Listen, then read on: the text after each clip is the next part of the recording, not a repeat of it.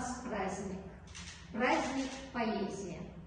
Наш молодой поэт Дагер Сахи представляет нам свой первый сборник стихов. Пожалуйста.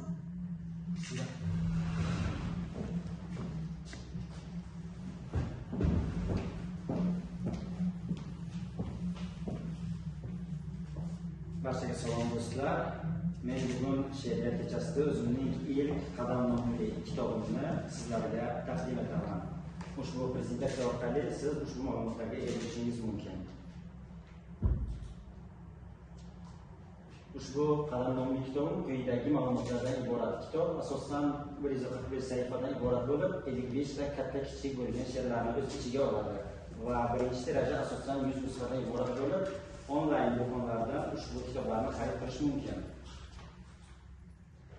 Bu yerda esa bizning hamkorlar ko'rsatilgan, yuqorida ko'rsatilgan Boom nashriyoti bilan biz birgalikda ushbu kitobni chop etdik va Amazon hamda Yandex.Market ilovalari orqali ushbu kitobni xarid qilishingiz mumkin. Quyida pastda keltirilgan internet sayti esa ushbu kitobning elektron variantiga to'g'ri beradi. Ya'ni elektron variantini ushbu saytdan xarid qilishingiz mumkin. Bu yerda esa bizning o'zimizning shaxsiy saytlarimizga keltirilgan. Bunda siz yangiliklar, ma'lumotlar, ushbu kitob haqida bo'lgan ma'lumotlarni va kelgusida bilishi mumkin bo'lgan kitob haqidagi ma'lumotlarni bilib olishingiz mumkin. Bu yerda esa biz, ya'ni men o'zimning 2026-2027 yildagi rejalarimni quyidagi izohlar bilan keltirganman. Ushbu qadam nomli kitobimning ikkinchi tiraji 300 nusxada, ya'ni 2026 yilda ushbu yilda keltirilgan chop etilishi.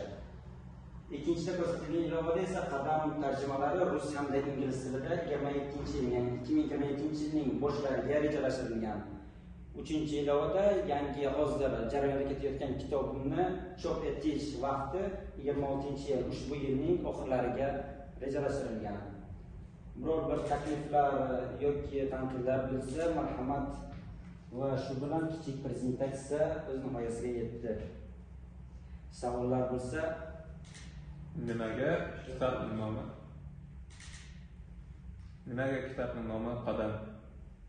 Aha, kitobning nomi Qadam. Почему Qadam называется? Да.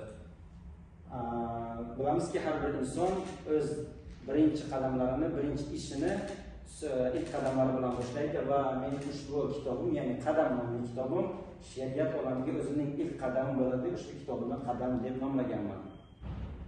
Agar savollar bo'lmasa, ushbu Qadam nomli kitobda keltirilgan bir nechta she'rlarni o'qib bersam.